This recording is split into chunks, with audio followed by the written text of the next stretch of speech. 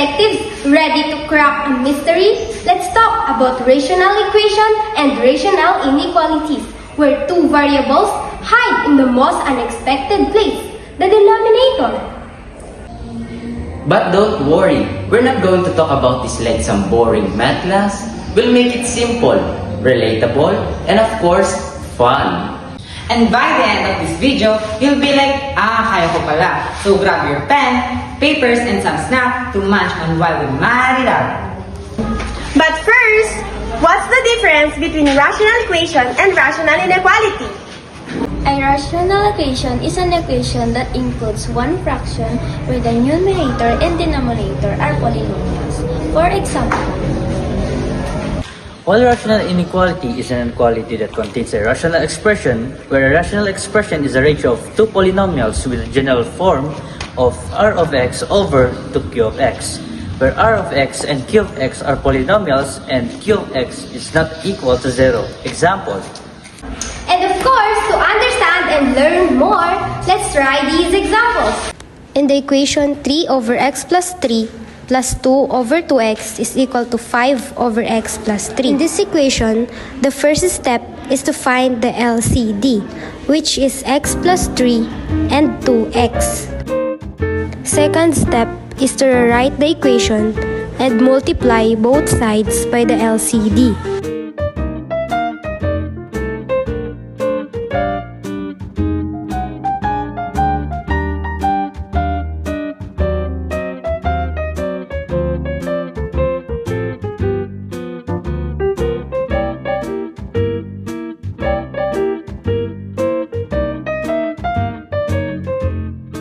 Now it will become 6x plus 2x plus 6 is equal to 10x. Now combine like terms. 8x plus 6 is equal to 10x. The next thing you do is to transpose the 8x to the other side. So it will become 6 is equal to 10x minus 8x. And to find the value of x, divide both sides by 2. Now, the value of x is equal to 3. In this equation, the first step is to find the LCD, which is x minus 5 and x plus 5. Now, multiply both sides of the equation by its the LCD.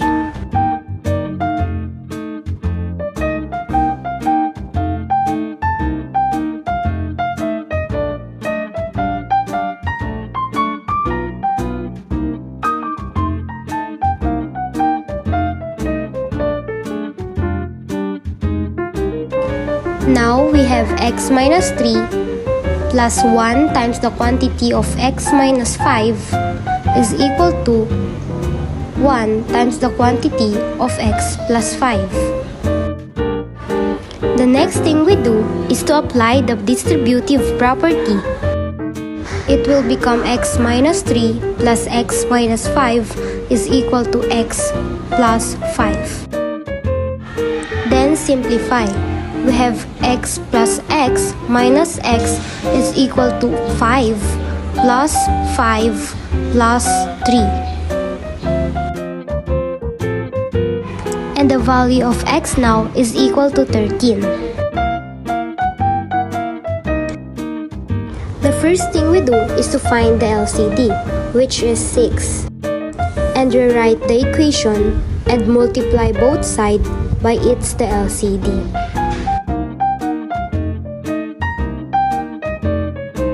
Now we have 5x minus 1 times the quantity of 3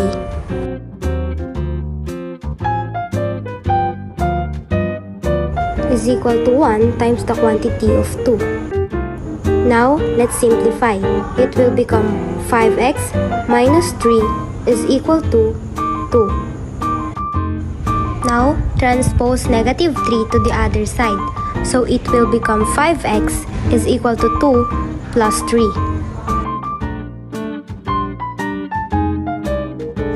Then let's simplify, and to find the value of x, divide both sides by 5.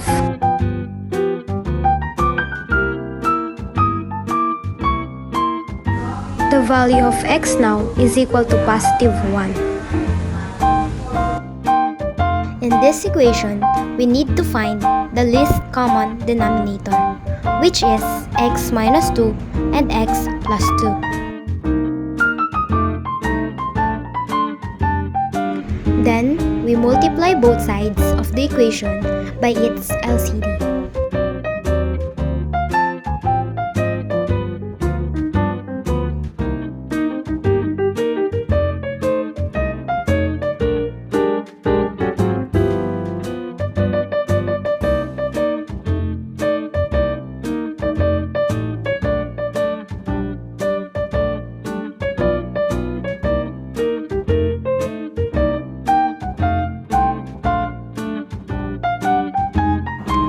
So it will become x times the quantity of x minus 2 minus 1 times the quantity of x plus 2 is equal to 8.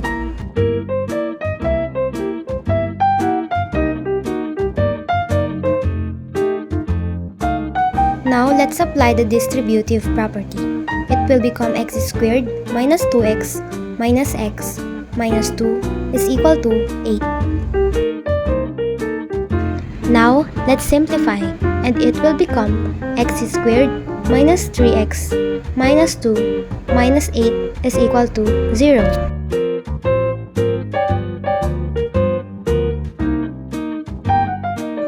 Since we have x squared minus 3x minus 10, we need to find the factor of this equation, which is x minus 5 and x plus 2.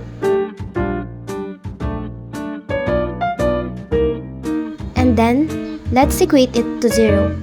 So the value of x now is positive 5 and negative 2.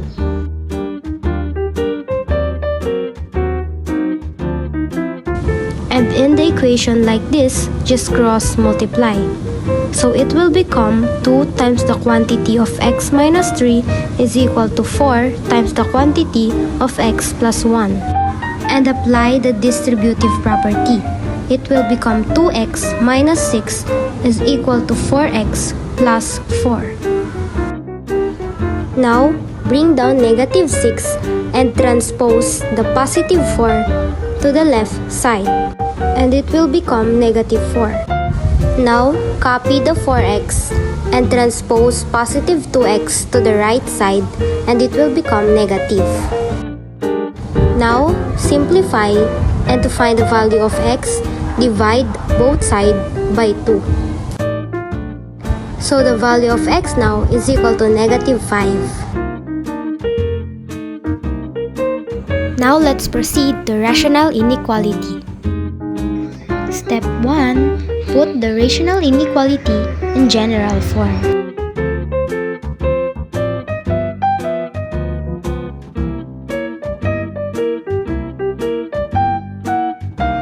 Step 2. Write the inequality into a single rational expression on the left side.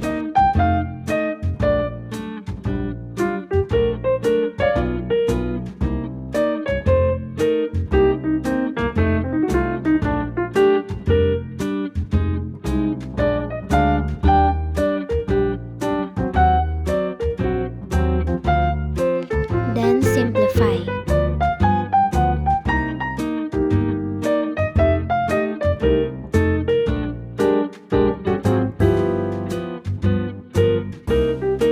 Step 3. Equate the numerator and denominator to 0.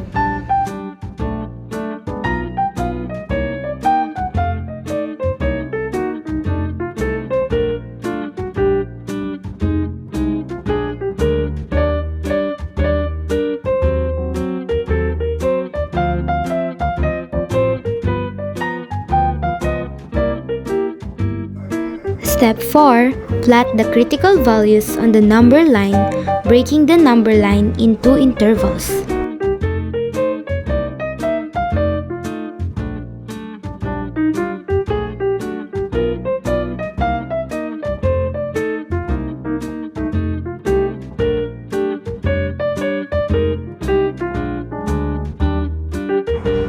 Then step 5, substitute critical values to the inequality. Determine if the endpoints of the interval solution should be included or not.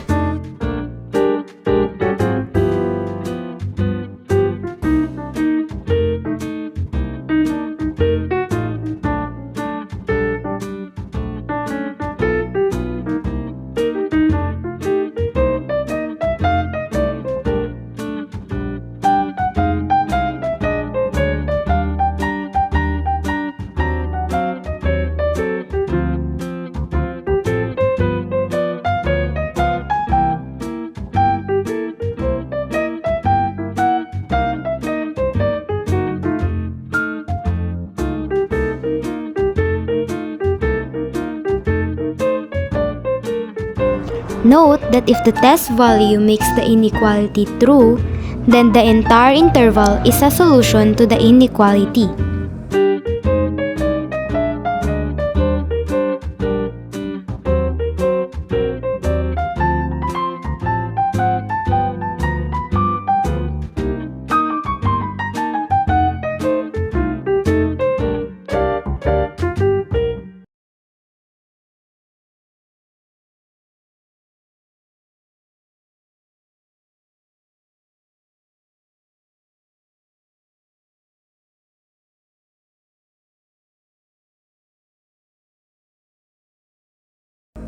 If the test value makes the inequality false, then the entire interval is not a solution to the inequality.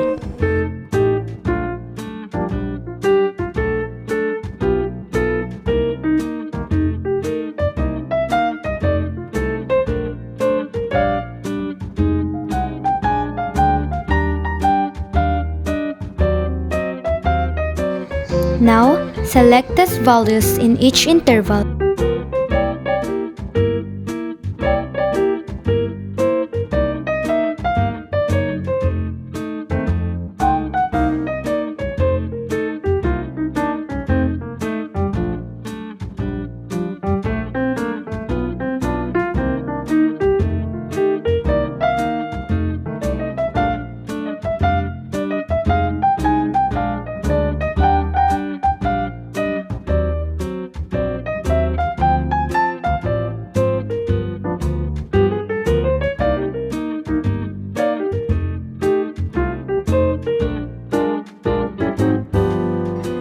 Step 6. Let's make a sign table to get the final solution.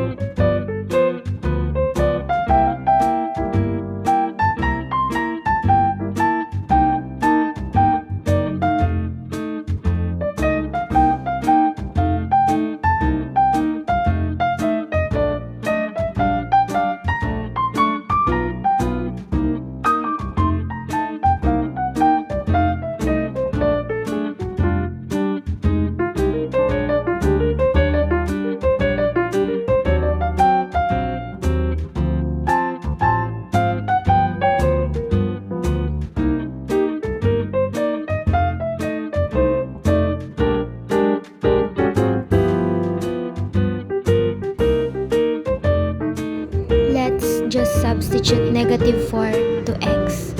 So negative 4 plus 3 is equal to negative sign. Negative 4 minus 1 is equal to negative 5. So this will be a negative sign. Negative times negative is equal to positive. And then just repeat the process to the other test point.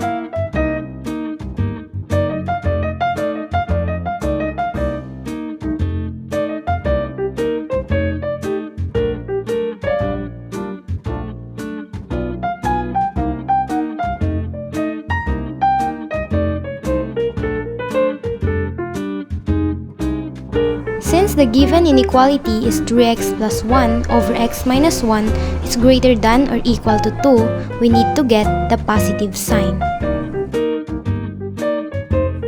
So now, we use interval notation to write the final answer.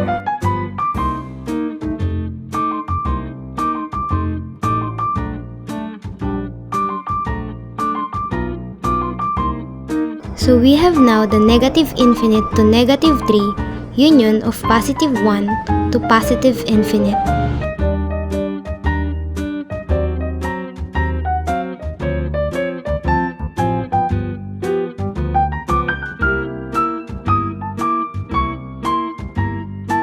Step 1. Put the rational inequality in general form.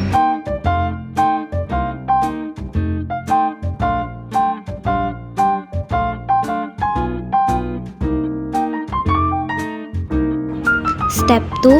Write the inequality into a single rational expression on the left side.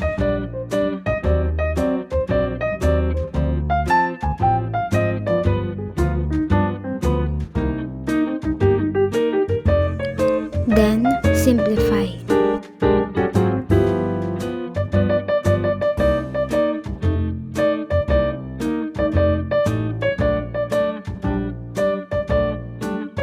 Step 3. Equate the numerator and denominator to 0.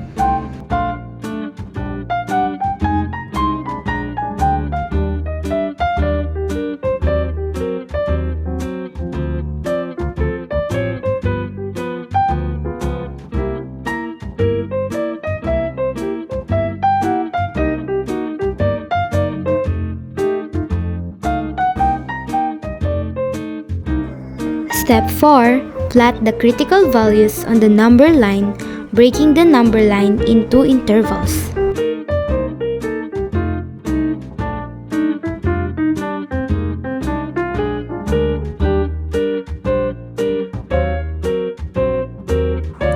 Then, substitute critical values to the inequality and determine if the endpoints of the interval solution should be included or not.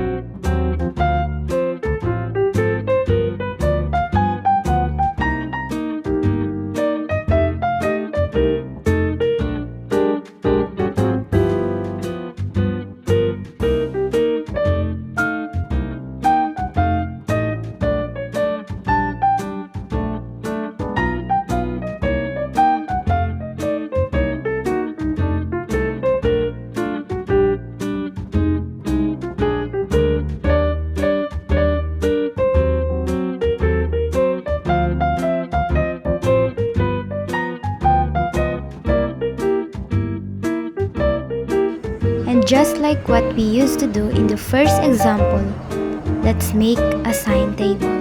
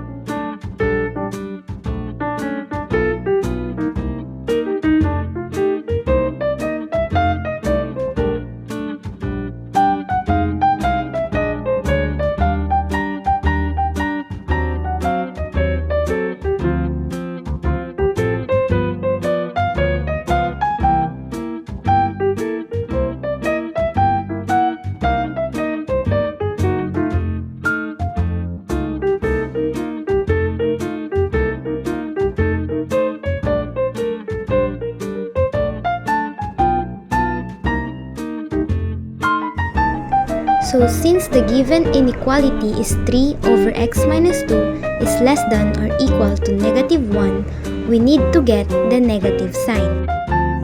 And we use interval notation to write the final answer.